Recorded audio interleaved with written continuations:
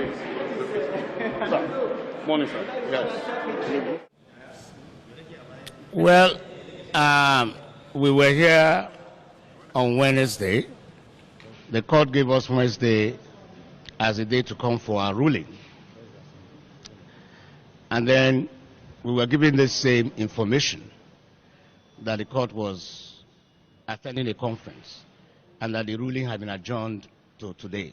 So I take it that at the time they were adjourning to today, they already knew that they would be out of whatever conference they were going to have.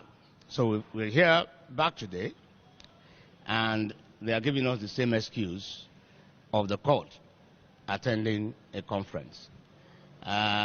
We don't think that that is a fair way to treat us. You see, this thing, everybody has rights. I think the impression that as litigants, as people who approach the court, we have no rights, we are absolutely at the mercy of the system, is a very wrong one. Respect begets respect.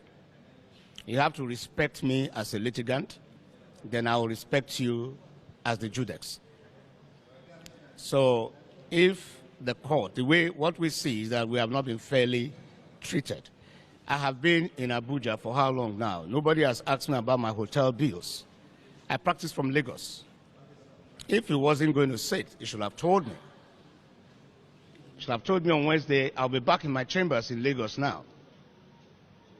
But he asked me to come back today, only to get the same excuse. I don't think it's fair. I don't think it's fair. And as far as I'm concerned, we are, by the grace of God, going to do something about it. In the sense that I think we need to sue. We need to bring it before the court so that it will be examined. What we have lost, the right that we sought is to restrain this swearing in. So by the court not sitting, we've lost a great deal. That's right. So who is going to pay for that? If you came and gave a ruling that we don't have a right, it will be understandable. Now you're seemingly staying away from the court. Makes me understand that we have a right, but for one reason or the other, you cannot find the courage to declare that right. So you are now trying to use absence from the court as a means of depriving me of that right. So I'm going to sue, you're going to pay. You will pay for it. You pay for it. You are going to tell me why you left the court. And we will fight it to Supreme Court. And maybe we will establish as a precedent that Nigerians ought not to be treated in this fashion. That's right.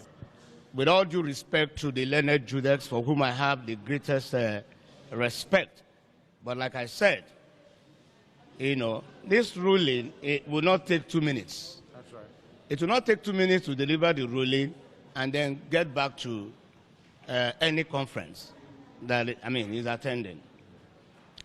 So what I want to say, I have said it, I have written to all the security agencies, I have written to major embassies, I've written to the American embassy, I've written to the British embassy, I've written to the French embassy, German embassy, and I've warned that you cannot make the mistake of installing an unconstitutional president in Nigeria. That's right.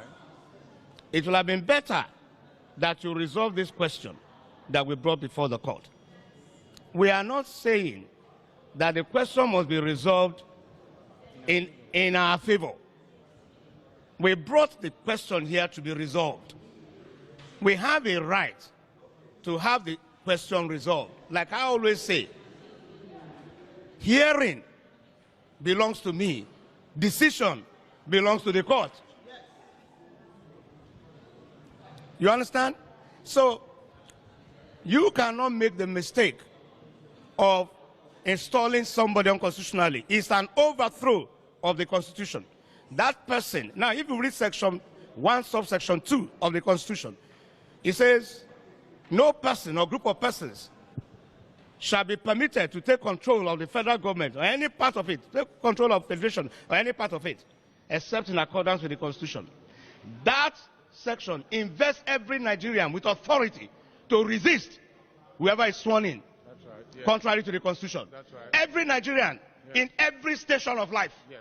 wherever he is, that is an order from the Constitution to that person to resist whoever is sworn in unconstitutionally. So it must be that those who want to do this swearing in have conspired against democracy. That's right. And want to overthrow it. Yes. The Constitution says, Section 14, subsection 2A, that sovereignty belongs to the people of Nigeria. That's right. And they give consent to those who govern through the Constitution. So where you do not observe the Constitution, it means that you do not have the consent of the people to rule. The people have a right to say, we are not going to recognize you or acknowledge you. Yes. What is coming to Nigeria is what these people, they are behaving like children, as far as I'm concerned. Animals. They are behaving like children. We all saw Shonekon here. Somebody went with a decree or word of mouth, made somebody president and commander-in-chief.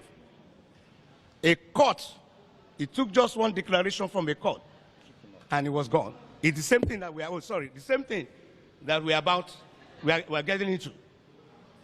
Any court in Nigeria is invested with the authority to interpret the Constitution and can say that the person who calls himself president was not duly elected. That's and right. Therefore cannot answer that title and cannot give any instructions that should be obeyed. And that will be the beginning of crisis. We have warned against this. I don't know what is making them behave, think that it's a joke. I don't know how you will take 200 million Nigerians as a joke. You know, it's not going to happen. The Constitution says you go and have a second election. But you feel too big. Like I was explaining to someone, it's the same in discipline. Where you have red light, say stop. That's right. You feel too big. Because you are driving your Jeep, you don't stop. It's the same thing. It is the indiscipline in us that we have carried over to this exercise. The Constitution says you've not made it. You've not made 25% in Abuja. Nobody has told me that I'm wrong.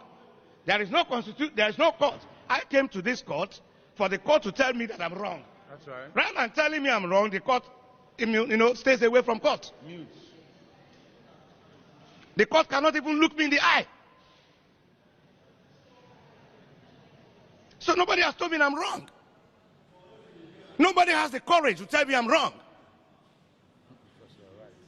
Because I am right. So, the Constitution says you should go for a second election. It's a simple, very simple thing. Even if that second election does not produce a winner, you go for a third one.